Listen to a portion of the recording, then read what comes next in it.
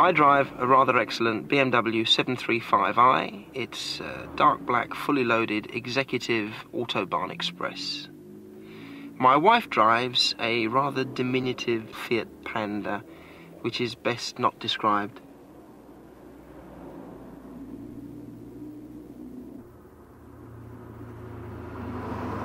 I often look at his car and think, my God, he doesn't have to grow up and I do. He can just take off on his own and I have to jump in the family car with all the children.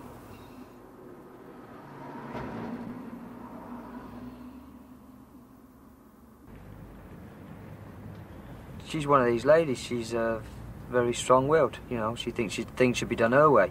But when she's driving this car, they've got to be done my way. And that's top and tail of it.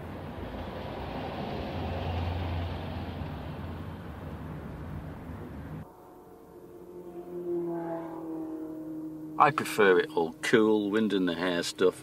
Denise wants it all hot and sticky, like a tropical jungle. So we're constantly moving that control knob, although we never say anything to each other about it, but we're constantly fidgeting with that control knob.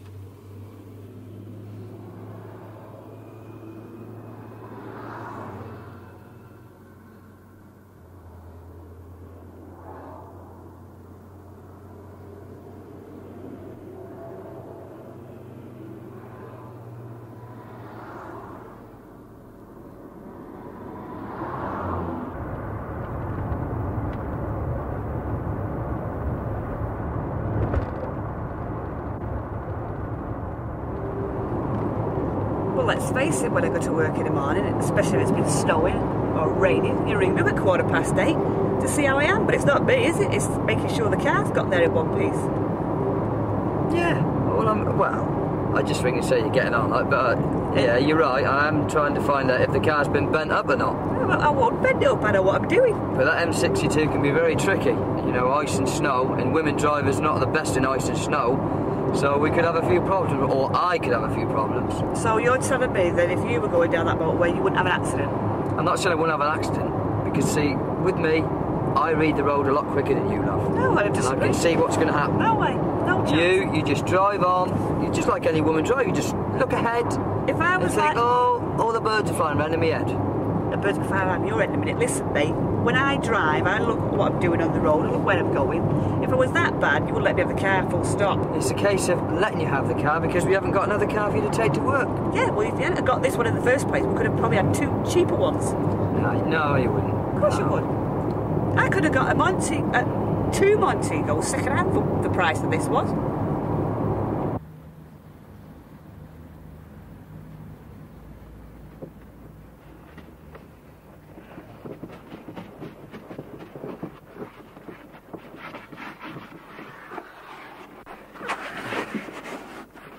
The wife, she thinks I mess over it too much, you know. I wash it every, Sunday. It's religion with me, I wash my car every Sunday. And all she thinks is I'm being stupid. They've stopped making these now. The Renault Clio's come out in its place. So, I want to keep this in top nick. You never know, it could be worth a lot of money. If something did happen to the car, I think it'd be like losing the dog. I know she tries to be careful, but she does not look far enough ahead in front of her. And many a time I've been with her, and things have happened on the road, you know. And I've got her out of it.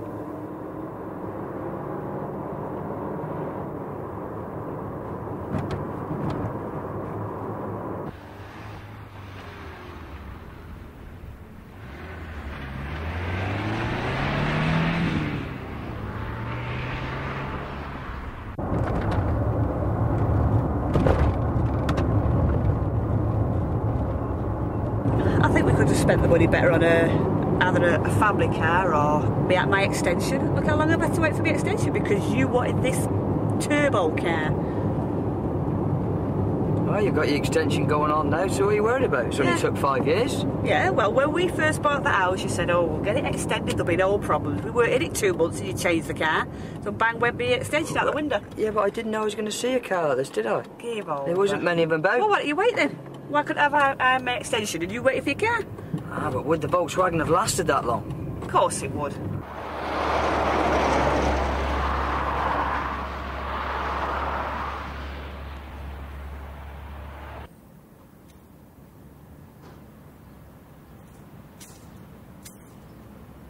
When we go shopping on a Friday, every Friday we go to Quick Save. Now if it's raining or there's a big puddle, no matter what it is, he will park right out of the way and then we have to walk right across to the doorway and I get wet through. So by the time I get in the shop, I'm soaking.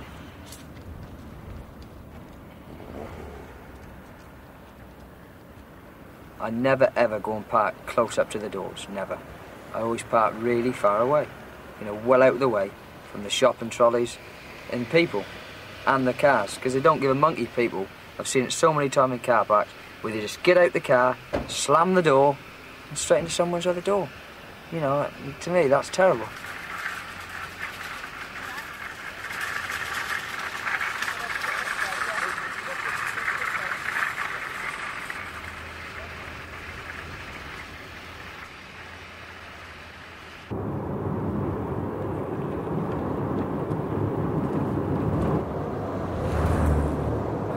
Get through these now. And watch they don't carve you up here because it comes into one lane up here. So don't let them push you about. Like this one's going to do on the right hand as it's rolling now, look. See? Well, then he's going to have to get in front of me. Yeah, he's squeezed in front of you. You've always got to give way to him, haven't you? Well, there's no point in arguing with him, is there?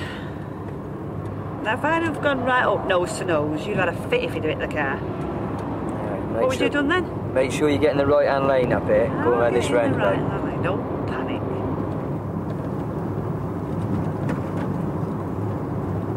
She's not that good at changing up the gearbox. She's generally a bit dilatory, you know, which doesn't do the gearbox a lot of good. And I do keep harping on her about it, but it doesn't sink in. She sometimes tries to take away in second gear, which can generally mess the clutch up in the long term. Basically, I like sitting here because I know exactly what I can tell her to do. And 9 out of 10, she does what I tell her. There's a parked car on the left-hand side of the road, she'll go round it. And, you know, I'm like a second pair of eyes to her, because she does need them.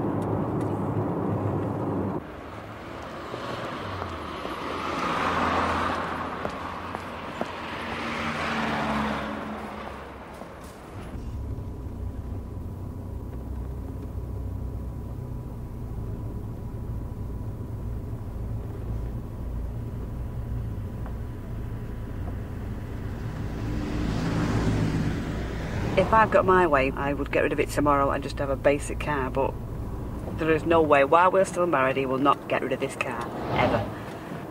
This comes before me and the kids, it comes before anything. It's his life. He thinks that I can't do without it, but I can.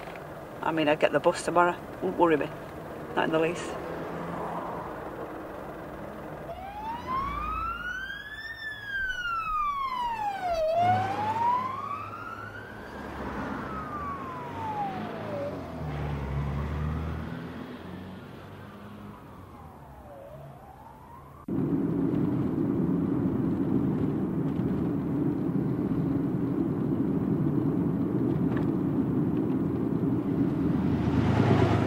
That's the trouble with you, Limba. You never want to try anything new.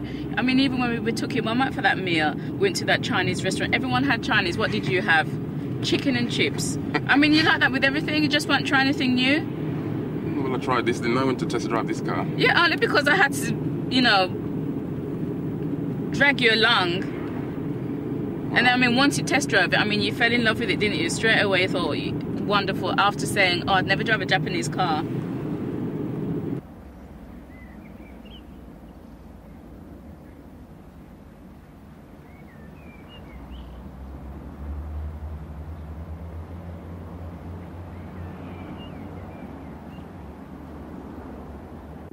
Each car we've had always seems to be, well, it's always been chosen by Jean without my approval, including the one we're driving now. We started off with a Mini, which we couldn't afford to buy, but she bought it anyway. Then she decided she wanted to buy a Metro because the Mini was getting a bit too small for us. So she bought one off a friend. Again, she got a bargain, but still without my approval. Then when I wanted an escort, when the Metro was getting too small, she went out and she bought an Astra. Again, without my approval. And then she turned up at work one afternoon saying, here's the car, we're buying it.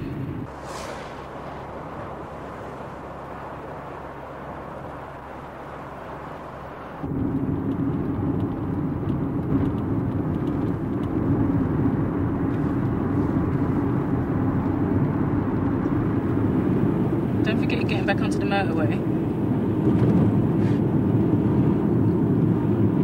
Do you want the A38M or do you want... Can you go back onto the motorway? You can get back onto the motorway down there as well. That's what I said, if you want the A38M or whatever.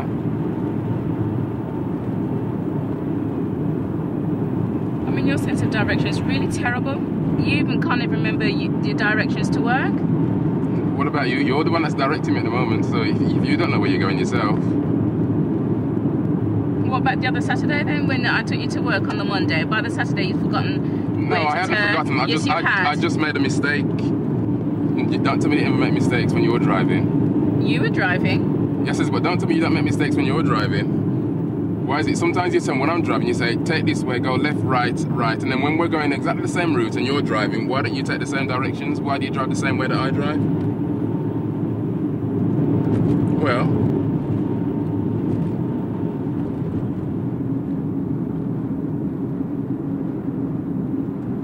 one of the biggest arguments or the disagreements we have in this car is the temperature of the car. I like the car to be nice and cool. Jean likes it to be really, really hot. I do admit I have it like a furnace and he likes it icy cold. And we literally argue about having it 1/100 of a millimetre on whichever side of the gauge we want it. Like I want it just, I mean we say we compromise, aren't we? And I have it just touching the red. I compromise and you don't. Why can't you let the car get warm and then turn the heat? Because that's how I like it. I like to be comfortable when I'm driving and I'm comfortable when I'm warm. Yeah, but I'm sure there must be a point when it gets too hot. It doesn't actually.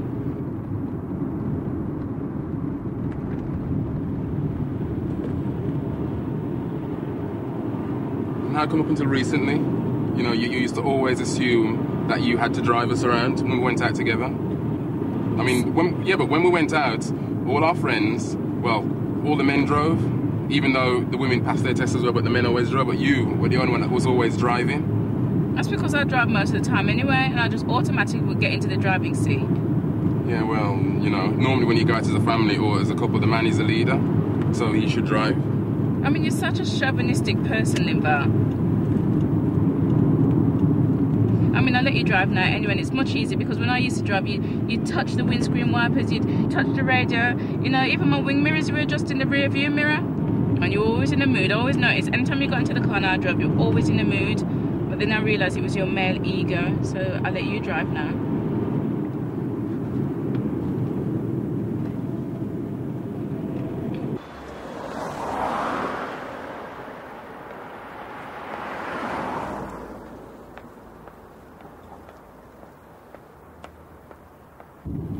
Because you're shorter, you're always complaining that I'm getting too close to cars in front when I'm not, because I can see over the bonnet, and whereas because you're so short, you're looking at out of the bottom of the windscreen. I'm not so short. I mean, I'm 4'9", and just because you're 6'3" and 3/4 doesn't mean that I can't see where I'm going, and especially with the height adjusters, it doesn't make any difference at all. It does. It makes it's a different.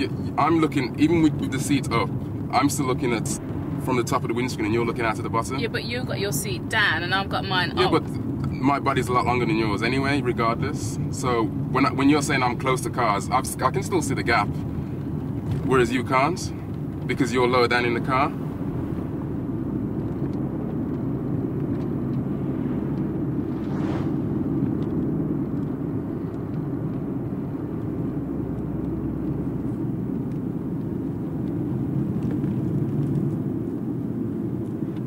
Well, now we've got the car that you wanted. Okay, we've got a nice car. Why didn't you ever keep it clean on the inside or the outside?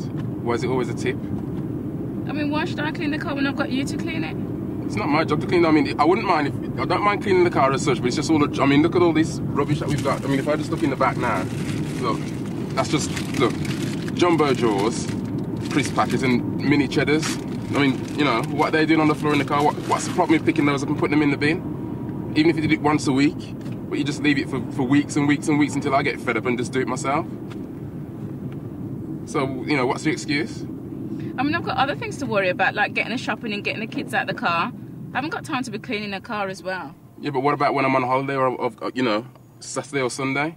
Why can't you do it then? So why can't you do it? Who always ends up doing it? That's what I've got you for, isn't it? Well, that's what you think.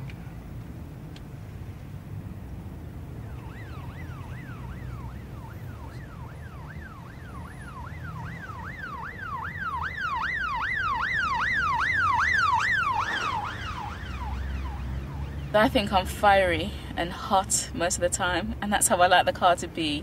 And it's quite cool and laid back. And I mean, even in bed it's the same. I mean, I put my icy cold feet on his lovely warm body and he hates it.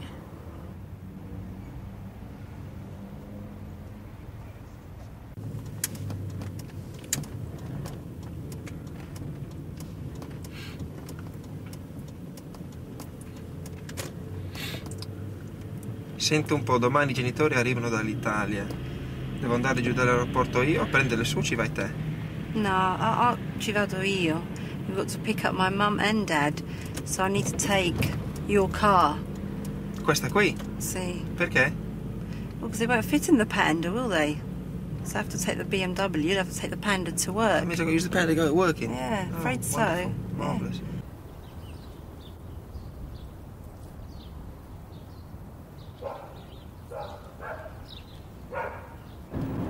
Oh, don't start that again. I've had enough of it.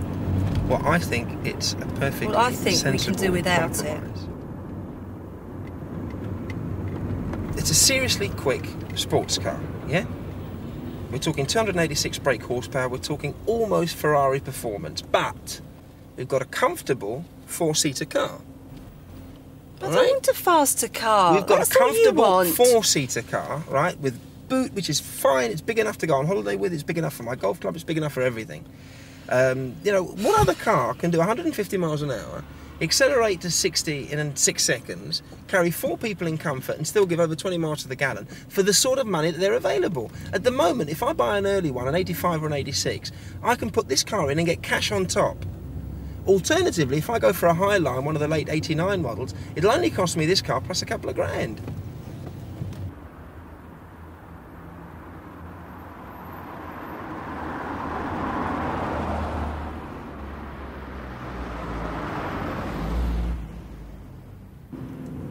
When I met Patricia, I had the 323i coupe BMW sports car. It was a beautiful little red sports car. And I was very proud of it. It was my pride and joy. And I had a cute little Renault. Little Renault 5. Soon after we got married, I had to settle the bill for the wedding. And basically, although I could have settled the bill, I used the excuse that really it would be better off selling the Renault, seeing as we didn't need the 2 cars, and I was using my car and Patricia wasn't using hers much. And we could use the funds from the sale of the Renault to pay off the wedding.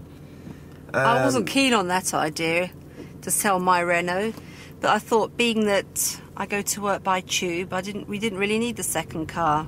Not only that, but Patricia was under the impression that extra funds generated from the Renault could then be used to furnish the flat or to make life more comfortable, whereas I'd already worked it out that the extra funds from the Renault could go a long way towards sorting out the BMW for me. Uprate the suspension, spoilers, alloy wheels, the whole caboodle. We were living in a rented flat at the time, and we had the one baby, and I had the BMW coupe, and Patricia was putting pressure on me to get a mortgage and buy a house and do these sort of things. But I would say, no, we'll keep the money liquid in the bank, because I'll need it for the business, to improve the business, to expand the business. Having said that, it also allowed me access to the money to spend on the car. But at the time, I didn't know. No, because I was holding back receipts, fiddling the bills, so that she only knew a fraction of what I was spending. And that way I managed to get away with it.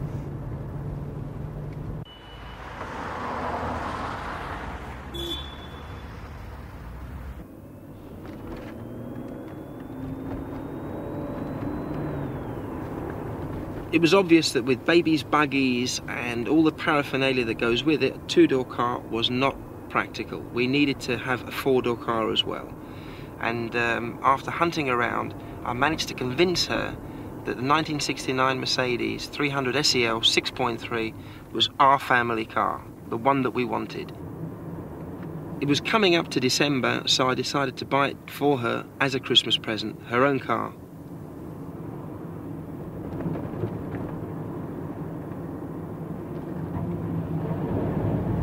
I really hated that Mercedes. Everything about it. You were just paranoid, darling. No, I'm not paranoid. You were irrational and you were paranoid about it. Even thinking about it now, all I can see is that big heap of metal sitting there and... No, you were actually jealous. That's all it was. It was just pure jealous. jealousy. You were. I remember one day you walked past it and it snared your tights. And ever since then, you were convinced the car had it in for you, as if an inanimate object could actually have it in for you. But that's how you felt about it.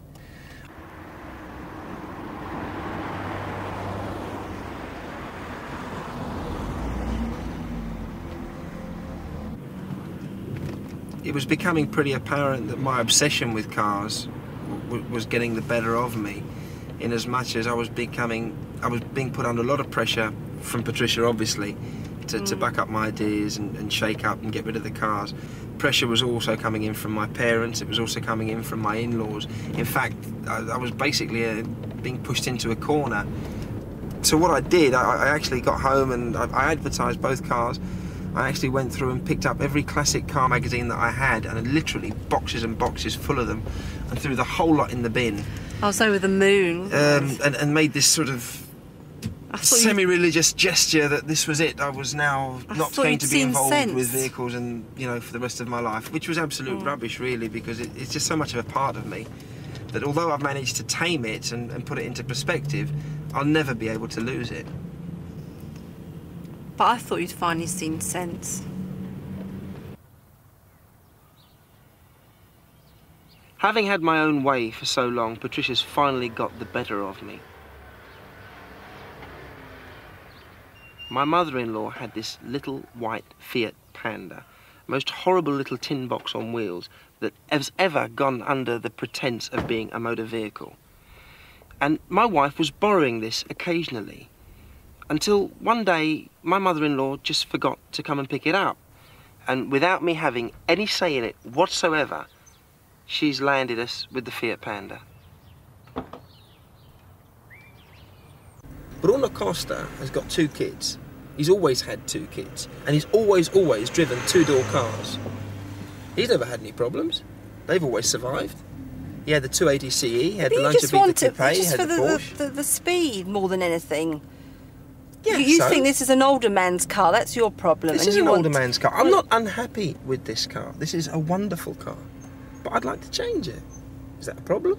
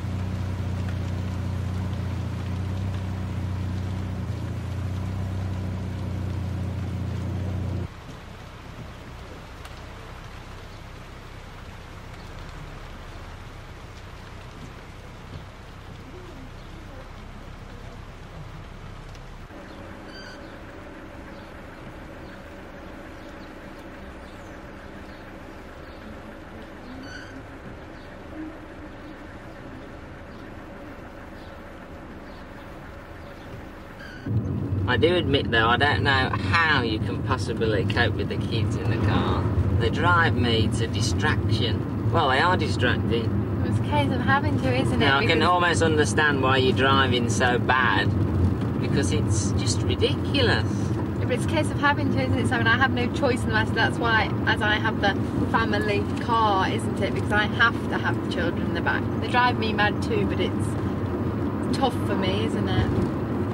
Well, it isn't tough for you that you can't stop buying leggings, is it? Or going shopping continuously. Born to shop. How many leggings have you got now? Only 59 pairs. 59 pairs. Can you hear? 59 pairs. I like to shop. It's the only thing I can do on my own without you nagging on behind me. I don't nag. It's my revenge, Simon. You choose everything in this life. Cars, houses, furniture, children's names. Chose you, didn't I? Children's names even. So I can go out and spend. Choose what I want. Well, you can't. If you didn't spend so much on clothes, you might have a convertible Escort. But you just can't stop.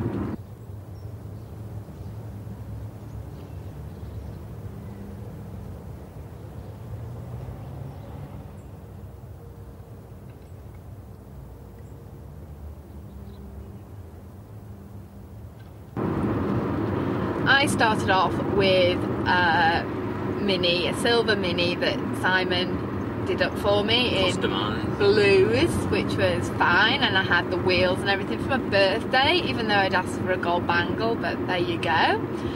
Then we had our first baby, and Simon had a family car for 6 months, a Rover, which did the job, but Simon wasn't really very pleased with it.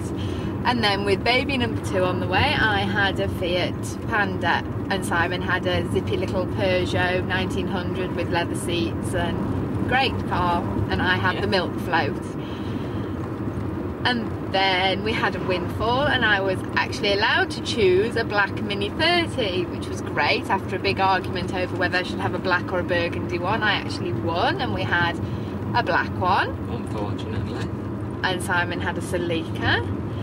I had my black Mini for 6 months, and then Simon went out and bought yet again for me a Metro, which he came back home after he test drove it and said, "Right, Lisa, what do you think?" And I said, "Well, does it really matter what I think?" And Simon rang the man up and said, "We'll pick it up tomorrow night." So I now have a pensioner's shopping cart, MG, and Simon Metro. has a young, free and single 2-seater convertible. Well, what's wrong with that? I'm quite happy about it.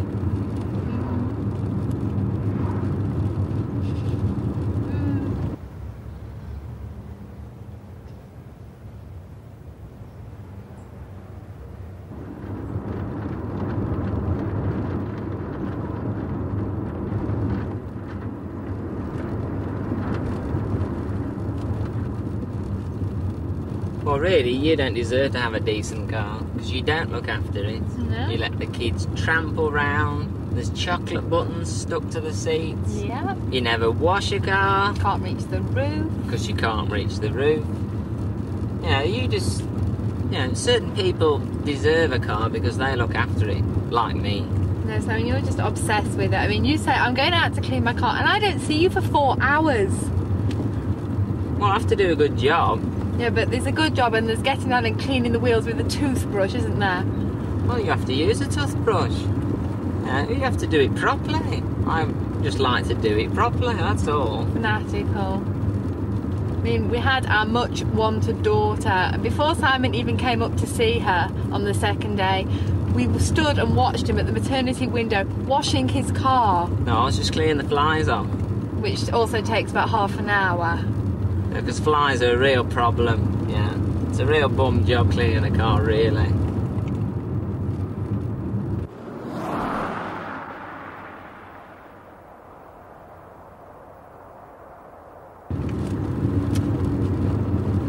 Baby seats. I don't mind baby seats in the car. Simon never has baby seats in the car, and if they are in the car, they go in at the beginning of the journey and they get taken out as we stop at the other end. Yeah, but they rattle about and ruin your image. And they squash the seats and ruin your image. And they just don't really look very nice. They don't even match the colour. Ruin your image.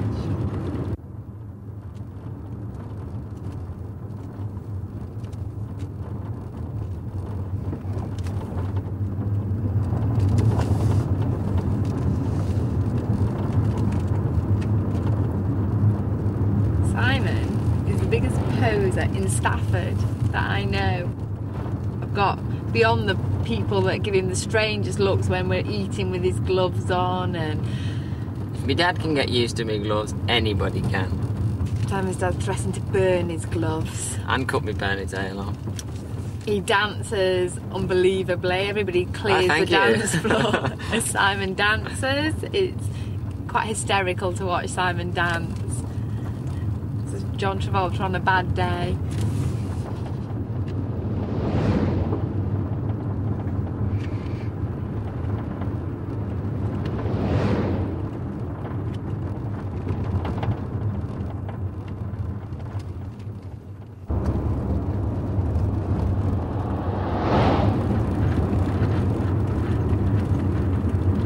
Simon will never be overtaken, whether it's a Morris Minor or a Porsche Turbo. Simon will just not be overtaken. Even going to the hospital, me as a bag of nerves, Simon hit the slip road onto the motorway at 100 and proceeded at that speed all the way there and handbraked into the car park and parked next to a pink Escort convertible.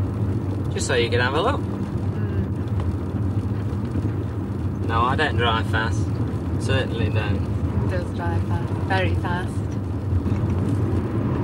Well, you never used to mind. When we were young, you used to be excited like everybody else is now. Just because you're an old funny dud like your mother. No, I've grown up, Simon. We have you 3 haven't. children. You have to have responsibilities. You have to grow up sometime. No, and I you just do haven't not gotta grow see up. the point in going somewhere at 100 miles an hour to get there 2 minutes before anybody else does and risk your life for it. I do not wish to be on a life support machine. You can, I'm not. You can go and kill yourself. I don't wish to be killed. Yeah, but you're still used to like Yes, I did used to like it, but I told you. I I've think your grown up. hormones must have gone funny. I've grown Old up. age. I've grown up. Like you never will. Who wants to grow up? Some of us have to.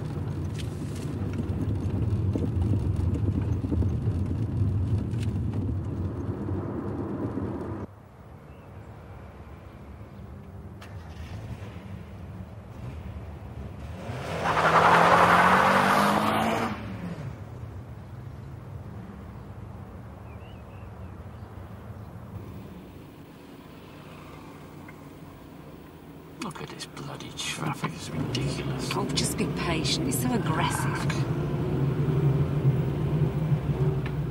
If I had an Exocet missile launch, I'd strap it to the roof of this car and blast everything out my way.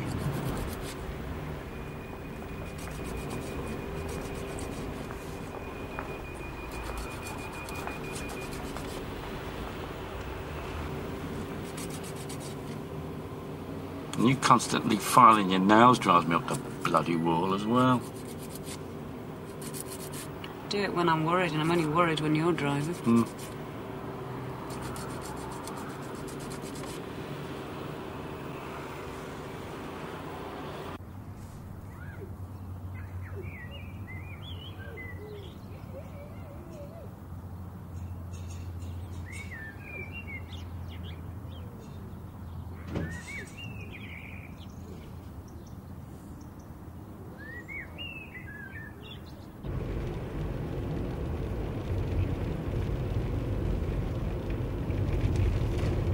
When I look back to when I was a student at Leeds Polytechnic, I looked at all the cars which were available, which people were driving around in.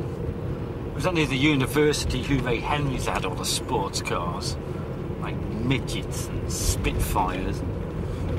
But for the likes of us at Polytechnic, where it was either the Mini or the De Chauveau, and of course, that's where I fell in love with them. Beautiful cars, beautiful people. Hippies at the time. Peace, man.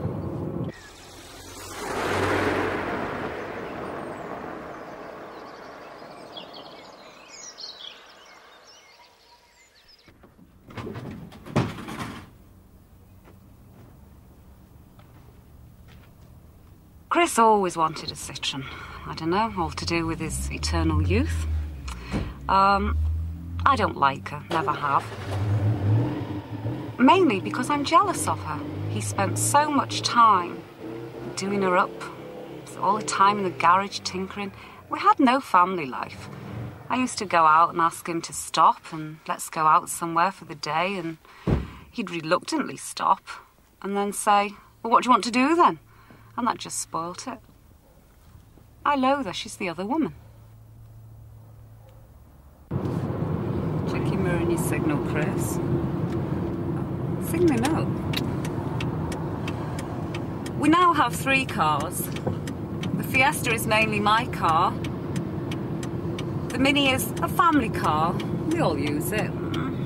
Mainly Chris and my daughter, but if I have to drive it, I will. And of course there is Fifi, which nobody but Chris would drive.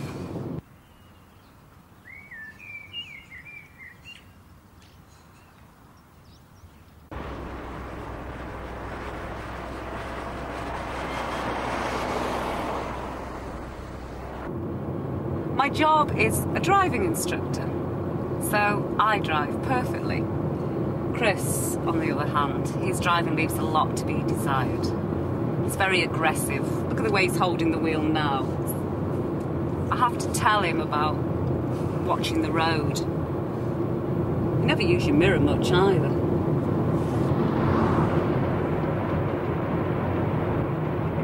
She's a bloody nightmare to actually drive with.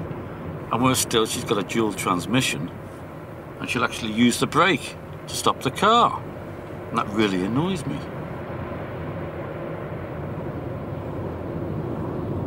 What I admire about Denise's driving abilities, and what also annoys me at the same time, I might add, is how good her driving abilities are.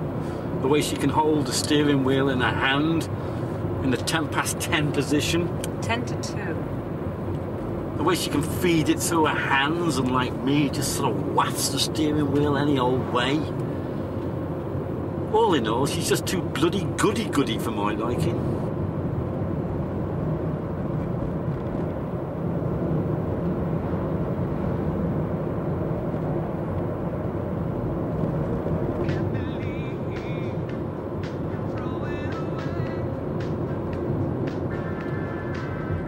As far as music goes, Denise is all this slushy type stuff. You know, broken-hearted, and I'm the woman left with the 5 screaming kids while you've run away. For me, it's just a total headbanger stuff, isn't it? Loud and furious.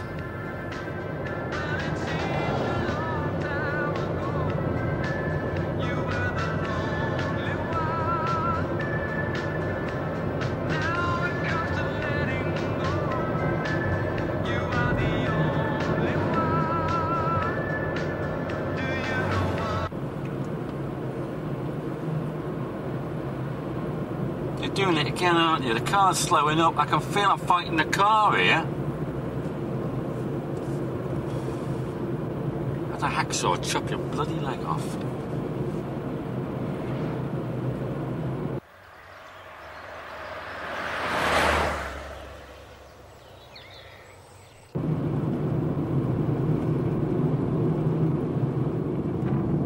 Will you stop it?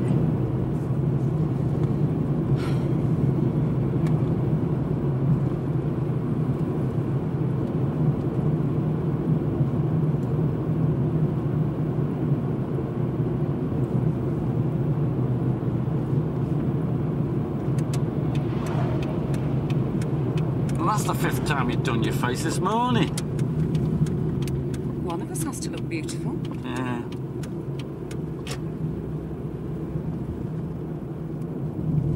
Just don't make the effort.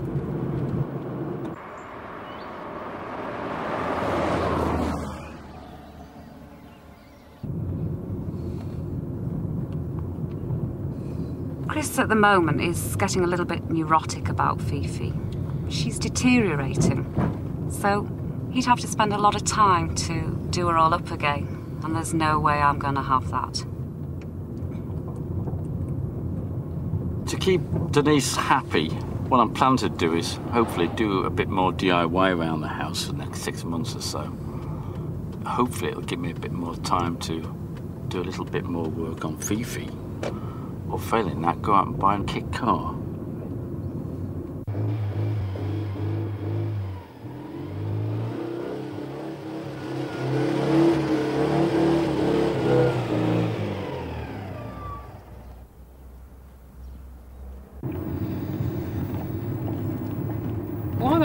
the temperature to be reasonably comfortable, probably round about 65 degrees Fahrenheit. And I feel comfortable at the temperature of 65 degrees Fahrenheit.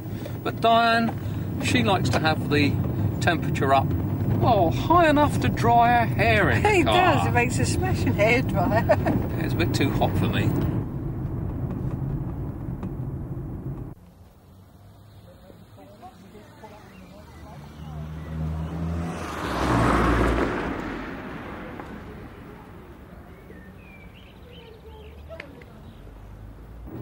Well, you were persuaded by the garage man and everybody else that the next Metro that you had would not have the same problems. Yeah, but I didn't want a Metro. Well, what did you want then? Something with a bit of oomph. I mean, Well, to you say didn't know Metros, what you wanted then, I did you? did. You wanted to change the car. Metros are for old ladies, Right, learner drivers, you went- vicars. You went for a 5-door Metro. Yeah, but even and that didn't suit my image. A Metro's not my image, let's face it. You nagged and you nagged and you nagged till you got a new car. You agreed with me that we would have a 405. No. I yes, like you the did. 605 in the garage, but Yeah, well, nobody was going to let you drive a 605. no, neither you nor the garage man wouldn't let me drive it. Of course we wouldn't. We knew what you were I like. could have really seen myself in that Sorrento Green 605. Now that was really something. Yeah, driving round Silverstone in front of Nigel Mansell. Yeah, but they don't. I don't know why it is. You go in a garage. I did this once before, didn't I? When I went in that other garage, they weren't even interested. They didn't even come up to serve me. I think if that's their attitude, they can keep their cars. But even the Peugeot dealer, neither you nor the salesman were happy with me trying that 605. I could have afforded it. Why couldn't I drive it? Well, they knew that I was going to choose the car. No, they didn't. I could really see that, and I'd really love to drive a 605. Yes, well, they don't expect a woman to go in and buy the car. They But why expect not? me to buy I'm the car. not interested. You don't. You look for something totally different to me. I'm going for style and a bit of shape to the car and speed and things like that. And I really think a 605 would suit a woman, and with this power steering, I could have easily handled that.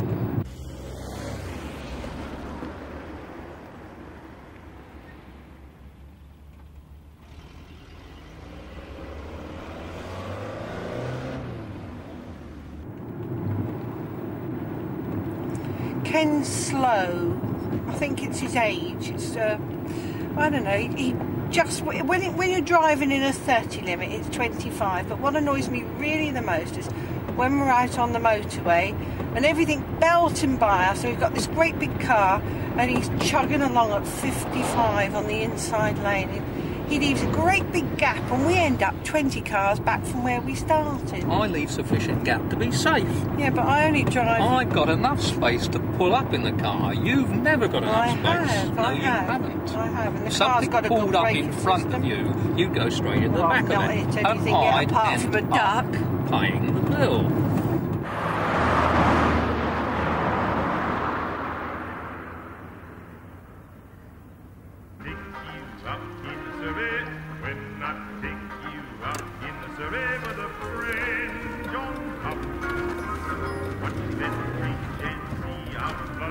I like to listen at reasonable interviews to news bulletins just to see what's going on in the world, but Diane doesn't like this. She thinks that once you're driving, then the tape's got to be on.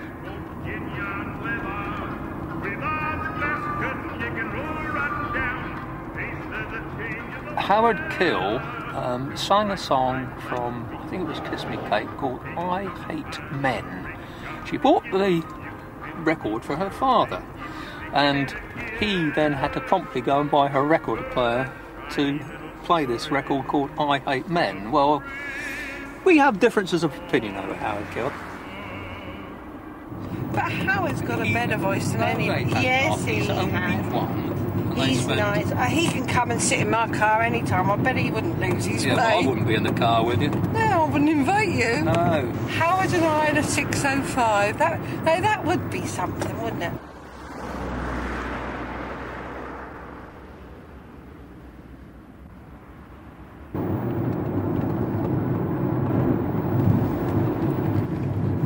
Diane's usually sitting in the navigator's chair, and she's usually reading the maps. She doesn't do too bad, but she has an infuriating habit of telling me to turn down roads just after she's passing them, which is a virtual impossibility. You got lost going to St David's once. We were going to morning service, weren't we? We got there in time to see the bishop shaking hands. That was nothing at all to do with navigating, nothing at all to do with driving. That was one of your There was a shortcuts. big Welsh band in front of me, and I wanted to get round it for you.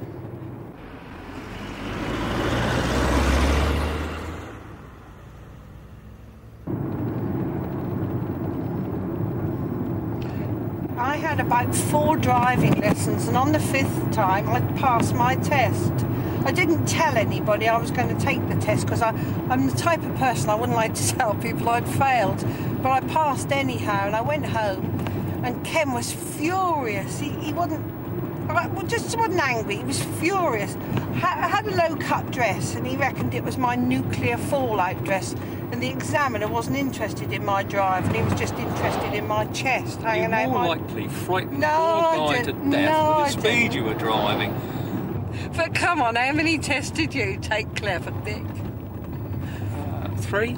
Yeah, and you had driving lessons, lots of them. Yeah, but my driving instructors weren't very good driving instructors. You had the same one as I had, you fibber. Well, the examiners weren't very good then. Yeah, I had the chief examiner, so it must have been good when I took my test.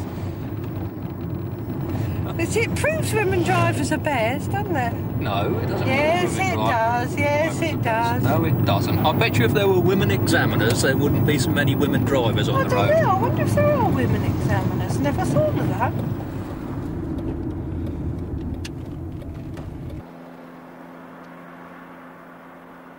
One of my ambitions is to drive around a racing track. I think women of my age, we've got to have a bit of oomph, haven't we? A bit of excitement in life.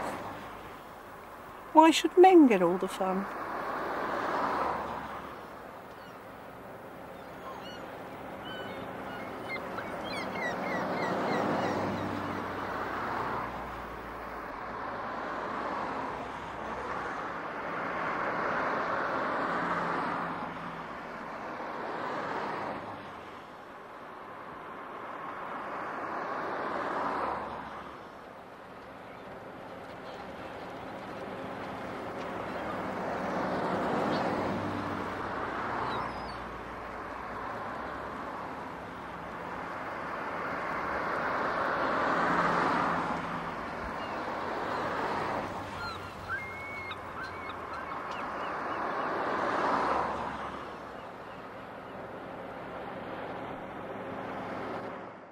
The motoring season continues tomorrow night, and we tour Britain the Victorian way at 9 with the help of a copy of Baedeker's.